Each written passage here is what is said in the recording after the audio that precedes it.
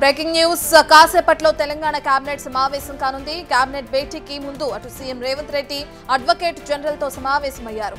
BC రిజర్వేషన్లపై supreme తీర్పు నేపథ్యంలో భేటీకి ప్రాధాన్యత ఏర్పడింది.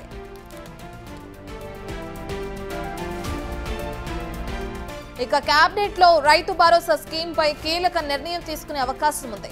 మైనింగ్ నూతన పాలసీకి కేబినెట్ ఆమోదం తెలుపనున్నది.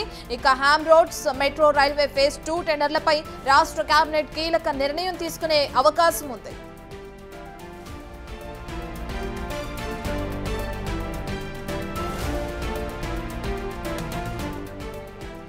సీఎం రేవంత్ రెడ్డి అధ్యక్షతన సచివాలయంలో కేబినెట్ మీటింగ్ జరిగే అవకాశం కనిపిస్తుంది. ఇక దీనికి సంబంధించి ఇప్పటికే అందరూ అక్కడ చేరుకోవడం కూడా మనం చూస్తున్నాం. కాసేపట్లో తెలంగాణ కేబినెట్ సమావేశం కూడా ప్రారంభమయ్యే అవకాశం ఉంది. అయితే కేబినెట్ భేటీకి ముందు అటు CM Revanth Reddy advocate general తో సమావేశమయ్యారు. బీసీ రిజర్వేషన్లపై సుప్రీం తీర్పు నేపథ్యంలో భేటీకి ఇప్పుడు ప్రాధాన్యత ఏర్పడిందని చెప్పుకోవచ్చు. ఇక కేబినెట్ మీటింగ్ విషయానికి వస్తే రైతు భరోసా స్కీమ్ పై కీలక నిర్ణయం తీసుకునే అవకాశం కూడా కనిపిస్తుంది. దీంతో పాటు అటు మైనింగ్ నూతన పాలసీ కూడా కేబినెట్ ఆమోదం తెలిపే అవకాశం ఉంది.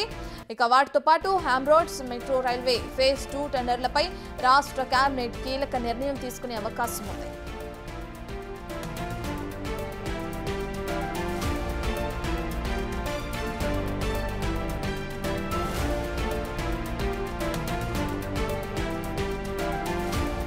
రైట్, ఇక ప్రభుత్వ విధానాలు ఆర్థిక దానికి సంబంధించి కూడా కేబినెట్ లో సమావేశమైన తర్వాత మాట్లాడే అవకాశం కనిపిస్తుంది మంత్రులందరూ. ఇక దీనికి సంబంధించి పూర్తి డీటెయిల్స్ అందించడానికి మా ప్రతినిధి వాసు అందుబాటులో ఉన్నారు. ఆర్థిక విధి విధానాలతో పాటు పలు ప్రాజెక్టుల గురించి, పలు పథకాల గురించి కూడా కేబినెట్ మీటింగ్ లో ప్రధానంగా చర్చించే అవకాశం కనిపిస్తుంది. వాసు, ఇందులో భాగంగా అందరూ కూడా అక్కడికి హాజరవడం కూడా చూస్తున్నాం. అయితే రైతు భరోసా స్కీమ్ పై కీలక నిర్ణయం తీసుకునే అవకాశం ఉన్నట్టున్నారు కదా, దానికి సంబంధించిన డీటెయిల్స్ ఏ విధంగా ఉన్నాయి? ఎంతసేపట్లో సమావేశం ప్రారంభం అవుతుంది అనుకోవచ్చు వాసు? మరి కాసేపట్లోనే ముఖ్యమంత్రి అధ్యక్షతన క్యాబినెట్ భేటీ కాబోతోంది. అయితే ప్రధానంగా ఈరోజు జరుగుతున్నటువంటి చర్చకు సంబంధించి ప్రభుత్వం చేపడుతున్నటువంటి సంక్షేమ కార్యక్రమాలు, ఆర్థిక సంబంధించిన పరమైనటువంటి అంశాలపైన కీలకంగా కొన్ని తీర్మానాలు చేసే అవకాశం కనిపిస్తూ ఉంది. ఇక సాగునీటి ప్రాజెక్టులతో పాటు రైతు భరోసా అంశానికి సంబంధించిన విషయంలో కూడా కీలక నిర్ణయం ప్రభుత్వం తీసుకోబోతోంది. ఇక మిగతా అంశాలకు సంబంధించి హ్యామ్ రోడ్స్తో పాటు మెట్రో రైలు 2వ దశ పొడిగింపుకు సంబంధించినటువంటి కాంట్రాక్టర్ల టెండర్ల పిలుపుకు సంబంధించిన అంశంపైన కూడా కీలక భేటీ కాబోతుంది. ప్రస్తుతం ఈ భేటీకి ఈరోజు ఒక ప్రాధాన్యత ఉంది. ఏదైతే సుప్రీంకోర్టుకు సంబంధించి స్థానిక ఎన్నికల రిజర్వేషన్ల అంశంలో కూడా బీసీ రిజర్వేషన్ల అంశంపై సుప్రీంకోర్టులో ఇప్పటికే ప్రభుత్వానికి చుక్కెదురైన నేపథ్యంలో తదుపరి స్థానిక ఎన్నికలకు సంబంధించి ఎలా వెళ్ళాలి అన్న అంశంపైన కూడా సమాలోచన జరుగుతున్నాయి. కేబినెట్ భేటీకి ముందు ముఖ్యమంత్రి అడ్వకేట్ జనరల్తో భేటీ అయ్యారు. కేబినెట్లో చర్చించాల్సిన అంశాలు ఏంటి, న్యాయపరంగా ఎలా ముందుకెళ్తే బాగుంటుంది, హైకోర్టు ఆదేశాలు, సుప్రీంకోర్టు ఆదేశాలు ఏం చెప్తా ఉన్నాయి అన్న అంశానికి సంబంధించి కూడా ప్రధానంగా చర్చ జరిగింది. ఇప్పుడే మనతున్న సమాచారం కొద్దిసేపటి క్రితమే కేబినెట్ భేటీ ప్రారంభమైంది. అడ్వకేట్ జనరల్ భేటీ తర్వాత నేరుగా ముఖ్యమంత్రి కేబినెట్ భేటీకి హాజరయ్యారు. కొండా సురేఖ మినహా మిగతా మంత్రులందరూ కూడా హాజరయ్యారు. కొండా సురేఖ కొద్దిసేపటి క్రితమే ప్రజాభవన్లో డిప్యూటీ సీఎంతో దాదాపు ½ అన్ అవర్ పైగా సమాలోచనలు చేశారు. ఆ తర్వాత నేరుగా ఆదర్శ్ నగర్లో ఉన్నటువంటి ఎమ్మెల్యే క్వార్టర్స్లో ఉన్నటువంటి నటరాజన్తో భేటీ అయ్యారు.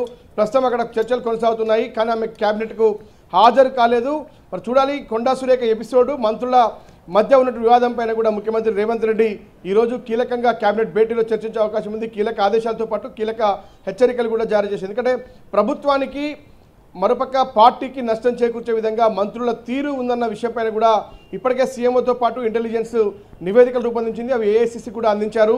మరోపక్క మంత్రులకు కూడా ఆ నివేదికలు పంపడం జరిగింది.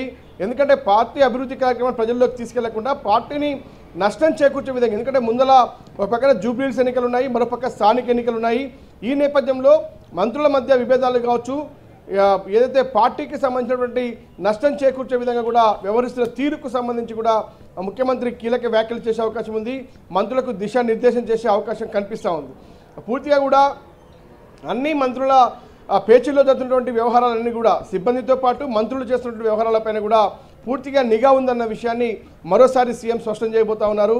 మొత్తానికైతే ఈరోజు జరగబోయేటువంటి కేబినెట్ భేటీ చాలా కీలకం కాబోతుంది. తెలంగాణలో జరుగుతున్నటువంటి పలు ప్రభుత్వ సంక్షేమ పథకాలు, అభివృద్ధి పథకాలతో పాటు చేపట్టేటువంటి ప్రాజెక్టులతో పాటు మరోపక్క ప్రభుత్వం పార్టీకి సంబంధించిన వ్యవహారాలపైన కూడా కీలకంగా చర్చించే అవకాశం అయితే కనిపిస్తూ ఉంది. ఇక ఏదైతే మేడారం జాతర అభివృద్ధి పనులపైన కూడా సమీక్షించే అవకాశం కనిపిస్తుంది. ఇక హైదరాబాద్ సంబంధించినటువంటి ప్రాజెక్టులు ఏవైతే ఉన్నాయో ఫోర్త్ సిటీతో పాటు మెట్రో రైల్ పొడుగుతో పాటు మూసి ప్రక్షాళనకు సంబంధించిన అంశాలపైన కూడా చర్చించే అవకాశం అయితే కనిపిస్తుంది. కీలకంగా మాత్రం సాగునీటి ప్రాజెక్టులకు సంబంధించి కూడా ఏదైతే శ్రీశైలం రిజర్వాయర్కి సంబంధించినటువంటి వ్యవహారంలో కూడా ఎస్ఎల్బీసీకి సంబంధించి కావచ్చు, కాళేశ్వరం మేడిగడ్డ అన్నారం ఏదైతే మళ్ళీ రీడిజైన్ను ఇప్పటికే డిజైన్ల కోసం కూడా కొన్ని కంపెనీలు వచ్చినటువంటి నేపథ్యంలో కూడా ఎలాంటి డిజైన్లు ఉండాలి, ఏ విధంగా బ్యారేజీల నిర్మాణానికి సంబంధించినటువంటి అంశానికి సంబంధించి కూడా ఒక కీలక నిర్ణయం తీసుకునే అవకాశం ఉంది. ఇక రామరెడ్డి దామోదర్ రెడ్డికి సంబంధించి ఎస్ఎల్బీసీ సంబంధించిన వ్యవహారాలపైన కూడా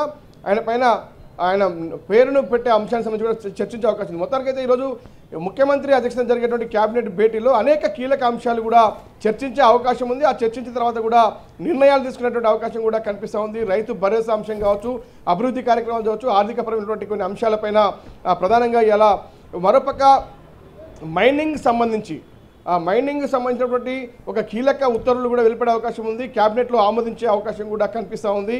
అంటే పూర్తిగా కూడా తెలంగాణ ప్రభుత్వం ఇటీవల కాలంలో చేపట్టినటువంటి ప్రాజెక్టులు, కొన్ని పాలసీలతో పాటు కొన్ని ఆర్థికపరమైనటువంటి అంశాలపైన కూడా కీలక నిర్ణయం తీసుకునే అవకాశం ఉంది. ఇక ప్రధానంగా మాత్రం స్థానిక ఎన్నికలకు సంబంధించి హైకోర్టు, సుప్రీంకోర్టు ఆదేశాలు ఏం చెప్తా ఉన్నాయి, ఎలా ముందుకెళ్తే బాగుంటుంది.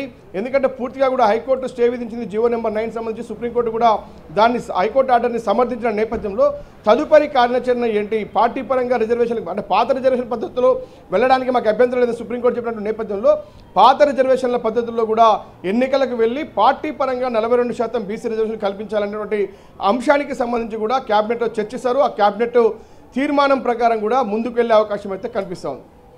రైట్ వాసు, మీరు చెప్పినట్లుగానే ఏదైతే సీఎం రేవంత్ రెడ్డి అడ్వకేట్ జనరల్తో మీటింగ్ అనేది ఇంతకుముందు క్యాబినెట్ మీటింగ్ జరగకముందే ఆయనతో సమావేశం అవటం మనం చూస్తున్నాం. ఏదైతే బీసీ రిజర్వేషన్ ఉందో దాని గురించి మాట్లాడినట్లు కూడా చూస్తున్నాం. ఈ అంశానికి సంబంధించి ప్రాధాన్యత సంతరించుకున్న నేపథ్యంలో ఇప్పుడు క్యాబినెట్ మీటింగ్లో దాని గురించి మాట్లాడే అవకాశం కనిపిస్తుంది. ప్రధానంగా స్థానిక సంస్థ ఎన్నికల్లో ఏ విధంగా ముందుకు వెళ్లాలని ఏదన్నా దిశానిర్దేశాలు చేసే అవకాశం కనిపిస్తుంది అనుకోవచ్చా ఈ క్యాబినెట్ మీటింగ్లో? ప్రధానంగా కూడా దాదాపు గంట పాటు ముఖ్యమంత్రి 3 గంటలకు ముందే సచివాలయాన్ని చేరుకున్నారు. సచివాలయంలో దాదాపు అడ్వకేట్ జనరల్ సుదర్శన్ రెడ్డితో గంటకు పైగా భేటీ అయ్యారు. ఆ భేటీ నేపథ్యంలో కూడా సుప్రీంకోర్టులో ఈరోజు జరిగినటువంటి విచారణ, ఎందుకంటే ఈరోజు స్పెషల్ లీవ్ పిటిషన్ తెలంగాణ ప్రభుత్వం దాఖలు చేసిన నేపథ్యంలో హైకోర్టు విధించినటువంటి జీవో నెంబర్ 9 పైన స్టేను ఎత్తివేయాలి అంటూ కూడా తెలంగాణ ప్రభుత్వం తమ వాదన వినిపించింది. కానీ సుప్రీంకోర్టు మాత్రం హైకోర్టు వాదనతో ఏకీభవించి ఏదైతే పాత రిజర్వేషన్ పద్ధతిలో ఎన్నికలకు వెళ్తే మాకు అభ్యంతరం లేదన్న విషయాన్ని స్పష్టం చేసింది. కాబట్టి ఎలా ముందుకు వెళ్ళాలి అన్న అంశంపైన కూడా సమాలోచనలు చేశారు. ఒకవేళ పాత పద్ధతిలో రిజర్వేషన్ల కోసం ముందుకు వెళ్తే మాత్రం ఆ బీసీలకు సంబంధించి 25-26 మాత్రమే దక్కే అవకాశం కనిపిస్తూ ఉంది.